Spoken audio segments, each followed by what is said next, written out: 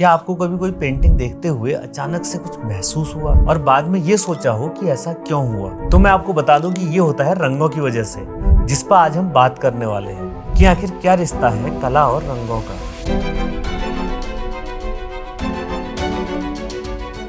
नमस्कार, मैं हूं प्रकाश पपने और स्वागत है आपका आर्ट मिस्ट्री में। तो ऐसे आपको एक वाकया सुनाता हूँ। एक साइंटिस्ट थे, तो उन्होंने एक पेंटिंग देखी और पेंटिंग देखने के बाद वो सोचने पर मजबूर हुए कि आखिर पेंटिंग के साथ मैं जिस तरीके से भावनात्मक रूप से जुड़ा, मेरा उसके साथ एक संवाद बना, तो उसके पीछे क्या कारण रहा होगा। तो घर जाने के बाद काफी देर सोच के जब उन्होंने फिर इस पर सोचना स्टार्ट किया तो वो इस निष्कर्ष पर पहुंचे कि कला का जो एक माध्यम है वो बात करने का माध्यम है रंग। तो रंग उनकी एक भाषा बन जाती है। तो इस तरह से उन्होंने उस पर काफी रिसर्च किया, सोचा और इसी निर्णय पर पहुंचे कि जैसे शब्द एक माध्यम है किसी बात को कहने का, तो वैसी चित्रकला को कहने का माध्यम है रंग।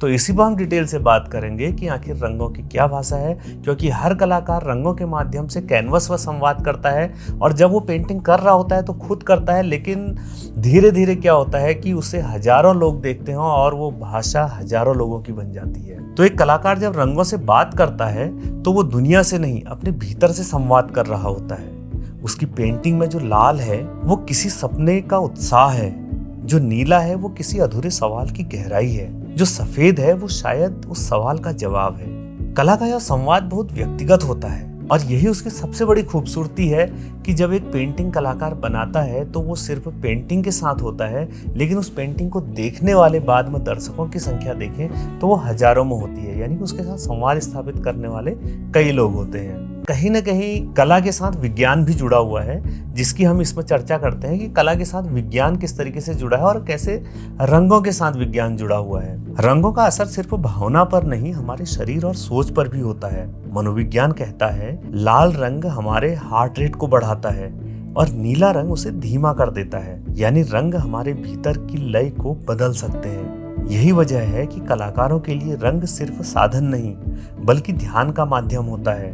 तो इस प्रकार जब कभी कोई चित्र देखते समय हम किसी रंग में खो जाते हैं तो हम अपने विचारों से नहीं, अपने अनुभव से जुड़ जाते हैं। तो इस तरह बनती है कला की एक भाषा, जिसे हम कह सकते हैं कला की सच्ची भाषा। तो इसके बारे में फिर हम लौटते हैं और इस पर बात करते हैं कि कला की भाषा क्या होती है।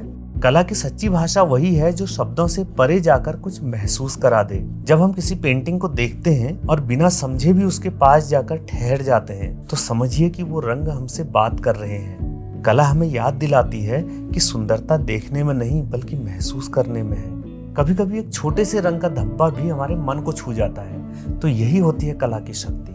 हम सबके जीवन में रंग होते हैं, कभी गहरे कभी हल्के। हम सब कुछ न कुछ रचते रहते हैं, कोई शब्दों में, कोई सुरों में, कोई रंगों में, और ये सब मिलकर बनाते हैं हमारे भीतर की भाषा, यानी कला की भाषा। क्योंकि जब शब्द रुक जाते हैं तो रंग बोलते हैं। तो अगली बार जब आप कोई पेंटिंग देखें या ब्रश उठाएं तो बस इतना याद रखिए कि कला को समझना नहीं है बल्कि उसे महसूस करना है, क्योंकि कला की असली भाषा रंगों की खामोशी में छुपी रहती है। तो ये था कि रंग कैसे कला की भाषा का एक माध्यम बनते हैं। तो अपने जीवन में कला को घोलने के लिए बने रहिए आर्ट मिस्ट्री के साथ।